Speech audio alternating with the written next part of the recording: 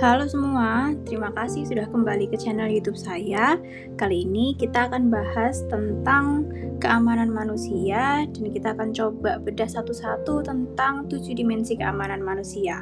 Nah, pada video hari ini saya akan mencoba untuk menjelaskan mengenai economic security atau keamanan ekonomi. Sebelum itu, kita review sebentar tentang keamanan manusia ya. Jadi keamanan manusia itu pada dasarnya adalah sebuah pergeseran tren dari keamanan tradisional yang isinya adalah perang, kemudian konflik, seizing power, kemudian bergeser ke arah keamanan yang berfokus kepada pembangunan manusia. Gitu. Kalau menurut UNDP dalam Human Development Report 1994, human security can be said to have two main aspects. It means first, safety from such chronic threat as hunger, disease, and repressions, and second, it means protection from sudden and hurtful disruptions in the patterns of daily life, whether in homes, in jobs, or in communities. Pada intinya adalah keamanan manusia ini bertujuan untuk membuat kita mempunyai 3 prinsip dasar kebebasan manusia, yaitu freedom from want, freedom from fear, dan freedom from indignity. Nah, untuk bisa mencapai keamanan tersebut, keamanan manusia ini punya 4 prinsipal. Yang pertama adalah people center, di mana keamanan manusia ini berfokus kepada manusia sebagai aktor utamanya. Kemudian ada komprehensif, yaitu penilaian secara menyeluruh terhadap isu yang sedang dihadapi. Kemudian prevention oriented, yaitu mencoba untuk mencegah terjadinya ketidakamanan atau terjadinya isu-isu keamanan. Dan yang terakhir adalah kolaboratif. Ini semuanya bisa dicapai bukan hanya kerja satu atau 2 institusi saja, tetapi adalah hasil kolaborasi dari multi stakeholder. Nah, untuk teorinya yang terkenal adalah securitizing theory dari Copenhagen School yang berupaya untuk bisa mensekuritisasi isu-isu yang tadinya bukan isu keamanan, ini kemudian bisa dijadikan prioritas dari isu keamanan. Misalnya, tadinya isu kelaparan itu bukan tentang isu keamanan, tapi ya isu pangan gitu ya. Tapi lewat sekuritisasi ini, gimana caranya kita bisa menjadikan isu pangan ini menjadi sebuah isu keamanan yang masuk dalam dimensi keamanan pangan. Nah, di dalam keamanan manusia sendiri, ini kita mengenal ada 7 dimensi keamanan manusia. Ya, ada ekonomi, ada pangan, ada kesehatan, ada lingkungan, ada personal, komunitas, serta keamanan politik. Nah, hari ini kita akan membahas tentang economic security. Teman-teman bisa baca sendiri di slide ya. Economic security itu tercapai apabila seseorang itu punya basic income. Bisa dari productive work, mereka bekerja, mereka menghasilkan jasa, kemudian bisa dari remunerative work, di mana mereka kemudian mendapatkan upah dari pekerjaan-pekerjaan mereka ini. Atau as the last resort, sebagai pilihan terakhir, keamanan ini juga bisa dijangkau melalui publicly financed safety net atau sebuah skema keamanan yang diwujudkan, diciptakan oleh pemerintah suatu negara. Nah, keamanan ekonomi ini termasuk ke dalam hak asasi manusia, hak yang biasanya yang harusnya kita peroleh gitu ya. Dan ini tertuang dalam The Universal Declaration of Human Rights di pasal 25, di mana setiap manusia itu punya hak atas standar kehidupan yang termasuk dalamnya ada makanan, akses terhadap makanan, terhadap housing atau tempat tinggal, healthcare, dan social protections. Nah, sama seperti kebanyakan dimensi pada keamanan manusia, pada keamanan ekonomi ini terlihat sekali shiftingnya ya antara dari keamanan tradisional ke keamanan manusia gitu. Buktinya sekarang lebih banyak orang yang takut menghadapi ancaman keamanan manusia seperti pengangguran, kesulitan untuk mengakses bahan pangan, kesulitan untuk memiliki rumah untuk tempat tinggal, dan lain sebagainya dibandingkan dengan ancaman keamanan tradisional seperti konflik atau perang. Betul nggak kira-kira menurut teman-teman?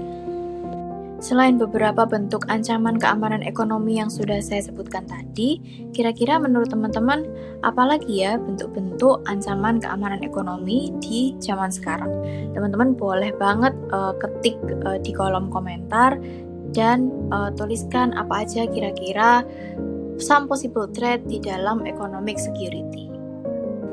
Kemudian untuk bisa menyelesaikan permasalahan ancaman keamanan ekonomi, kita membutuhkan prinsip-prinsip dari keamanan manusia yang sudah saya jelaskan di depan tadi di awal ya. Termasuk ada shared responsibility between multi-stakeholder. Jadi, semua stakeholder itu punya peran dan kontribusi yang penting dalam mencapai keamanan ekonomi.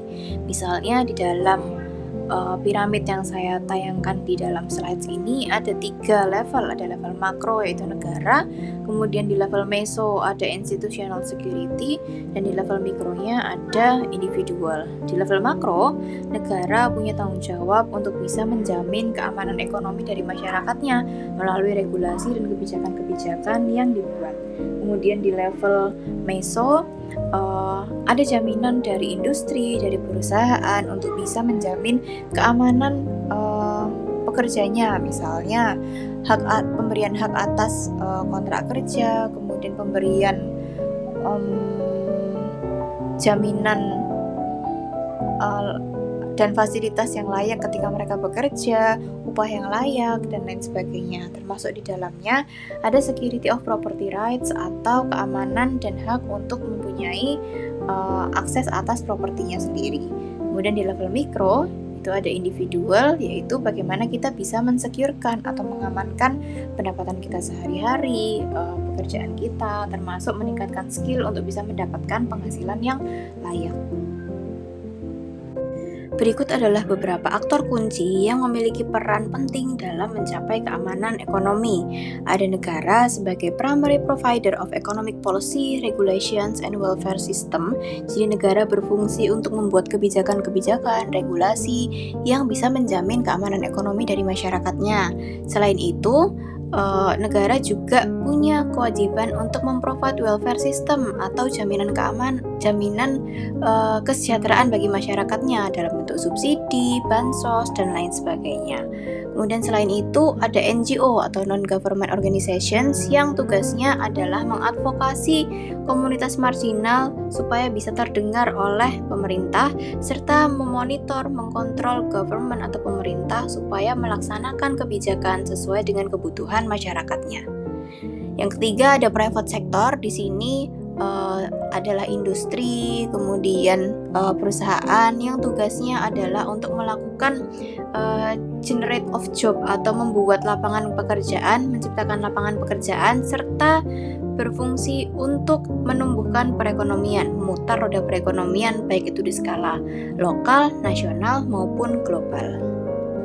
Selanjutnya ada aktor berupa lokal komunitas dan individual. Lokal komunitas di sini berfungsi sebagai skup atau skala terkecil dari jaring keamanan sosial. Sedangkan individual ini berfungsi sebagai active agent yang membuat keputusan sehari-hari. Hari ini mau belanja apa, hari ini mau makan apa, bekerja yang seperti apa, dan lain sebagainya, serta membangun resilient atau ketangguhan.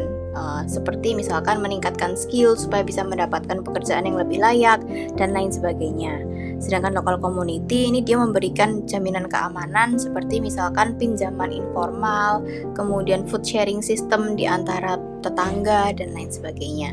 Serta yang terakhir adalah international organizations yang bertugas untuk mempromosikan global economic stability dan development serta memberikan bantuan dan assistance apabila dibutuhkan.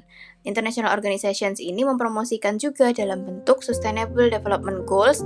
Kalau dalam isu ekonomi itu mainly ada di nomor 1 yaitu no poverty, di nomor 8 decent work, serta nomor 10 reduce inequality. Dengan adanya promosi serta dorongan di level global, harapannya pencapaian keamanan ekonomi ini lebih bisa menyeluruh sampai dengan level terkecil.